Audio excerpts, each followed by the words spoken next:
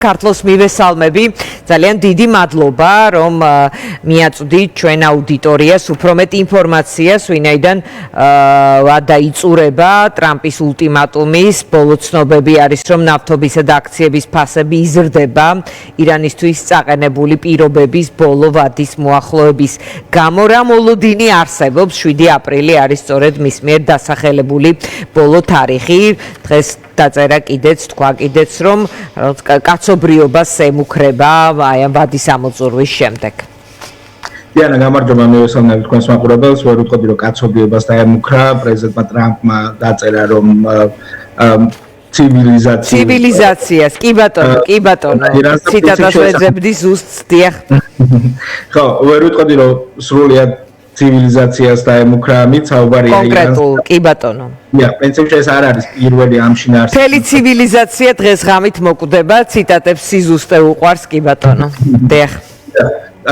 მსგავსი შინაარსი სხვა სიტყვებით მოვისმინეთ რამდენიმე დღის წინ გასულ კვირაში უფრო მძიმე სიტყვებით დიახ როდესაც მიმართა ამერიკელერს ომის მიმდინარეობასთან დაკავშირებით მაშინ თქვა რომ თუ ირანი არ დათანხმდებოდა შეერთებული შტატების მიერ წაყენებულ პირობებს, მაშინ ქვის ხანაში დააბრუნებდა ირანს და თქვა რომ ეს ზუსტად ის ადგილია, სადაც მათი ადგილია. დაახლოებით 8 საათი და 15 წუთი რჩება პრეზიდენტ ტრამპის ულტიმატუმის ამოწურვამდე და მოლოდინები შეგვიძლია ვიმშელოთ დაუშვათ რა აქამდე რა ვიცით რა ხდება რა ტიპის დარტყმებს ახორციელებს შეერთებული შტატები და ასევე ისრაელი ვიცით რომ შეერთებულმა შტატებმა გავრცელებული ცნობებით ოფიციალური პირები ანონიმურობის ასე დაცვით საუბრობენ სხვადასხვა მედია გამოცემებთან არის ის რომ კუნძულს რომელიც მიიჩნევა ირანის ნავთობის მთავარ საექსპორტო წერტილად ორი დარტყმა განხორციელდა შეერთებული შტატების მიერ ამაზე ისაუბრა ვიცე-პრეზიდენტმა ვენსმანს რომელმაც თქვა რომ დარტყმები განხორციელდა არა დაუშვათ იმ ჰაბზე რომელიც უზრუნველყოფს ნავთობის ექსპორტს არამედ სამხედრო წერტილებზე ამ კუნძულზე და თავის მხრივ გვესმის ისრაელიდან ვინაიდან ეს ოპერაცია არის ისრაელის და შეერთებული შტატების ერთობლივი ოპერაცია ჩვენ ვიცით რომ მოქმედებები ხორციელდება ერთმანეთთან შეთანხმებით სხვადასხვა მიმართულებით და თავის მხრივ ისრაელისგან ვიცით რომ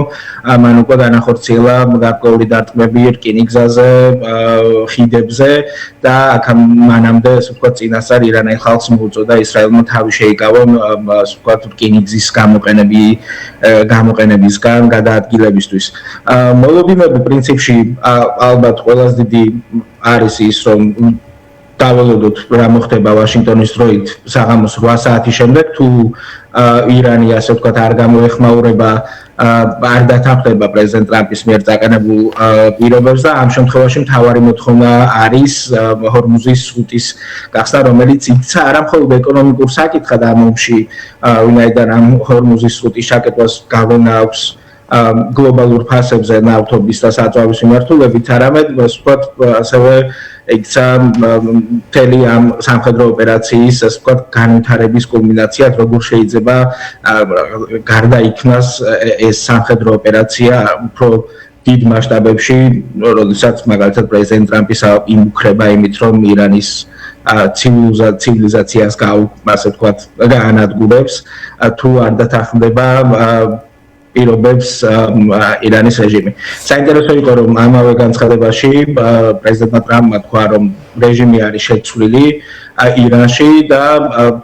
თუ პირდაპირ მნიშვნელობით ამას გავიგებთ უმაღლესი თანამდებობის პირები ეს დიდი ნაწილი ვიცით რომ არის ლიკვიდირებული ყავთ ახალი უზენაესი რამდენად შეიძლება ეს რეჟიმის შეცვლაც ჩაითვალოს ეს სხვა თემაა მე მგონი სრულებითაც არა მაგრამ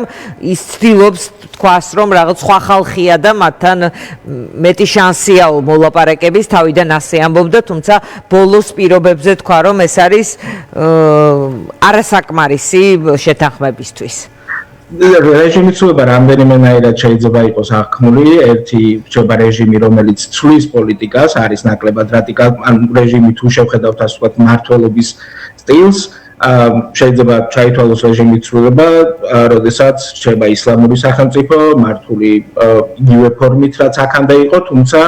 რეჟიმის ასე ვთქვათ, მთავარი პირები მოქმედებენ ნაკლებად რადიკალურად და ასე შემდეგ. და რეჟიმის ცვლილება ასევე შეიძლება იყოს აღქმული სრულად გარდაქმნა ქვეყნის, ხო? მრავალგვარად შეიძლება შეხედო, ანუ პოლიტიკის ცვლილება რეჟიმის მიერ ან მთლიანად ჩანაცვლება მმართველობის ფორმის, რაც პრინციპში პრეზიდენტის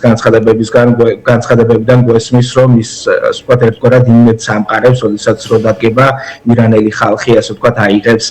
თავისი ქვეყნის მმართველობას ხელში. ჰორმუზის სრუტესთან დაკავშირებით, როდესაც ვსაუბრობთ, არა მხოლოდ ეკონომიკური ფაქტორია, ასე ვთქვათ, ასევე მნიშვნელოვანი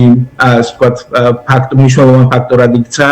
კიდევ ერთხელ შეერთებულ შტატებსა და ნატოს შორის ურთიერთობაში, ხო? ჩვენ მოვისმინეთ ირანში მიმდინარე ოპერაციის პარალელურად პრეზიდენტ ტრამპის კიდევ ასე ვთქვათ, განახლებული ტალღა იმის შესახებ, რომ შესაძლოა განიხილავდეს ნატოდან გამოსვლას. და მთავარი მიზეზი არის ის, რომ როგორც თავად ამბობს, ასე ვთქვათ, მოკავშირეები არ დგანან შეერთებული შტატების გვერდით ამ ოპერაციაში და ისინი არ არიან მზად დაიცვან ჰორმუზის სრუტე, რომელიც როგორც პრეზიდენტი ტრამპი ამბობს, ევროპას სჭირდება და არა ამერიკას. თუმცა ბუნებრივია ეს მოცემულობა გავლენას ახდენს, ასე ვთქვათ, ამერიკაზე და მთავარი უკმაყოფილების მიზეზი თუ ბოლო გამოკითხვებს გადავხედავთ, არის ამერიკელებში სწორედ ის ეკონომიკური შედეგი, რაც ამ ომს აქამდე ახლავს, ხო? აქ არის გაზრდილი ფასები ბენზინზე, საწვავზე და შესაბამისად სხვა პროდუქტებზეც მიყოლებული. ამასთან დაკავშირებით მნიშვნელოვანი არის ხვალინდელი დღე, როდესაც ვაშინგტონს ეწვევა ნატოს გენერალური მდივანი მარკ რუტე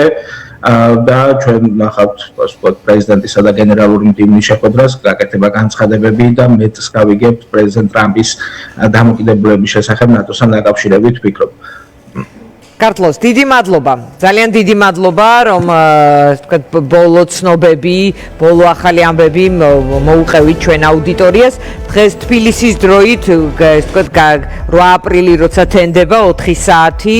ეს არის სწორედ ის დრო, რომელიც შეერთებულმა შტატებმა მისცა თეირანს. ნახოთ რა მოხდება, იქნება ძლიერი დარტყმები, საშუალო ან შეიძლება თუ არა ამ დროის მცირე მონაკვეთში რაღაც ტიპის შეთანხმება დაიდოს ან გადავადდეს კიდევ ერთხელ ეს ულტიმატუმის ვადა. მადლობა ქართლოს დამემშვიდობებით.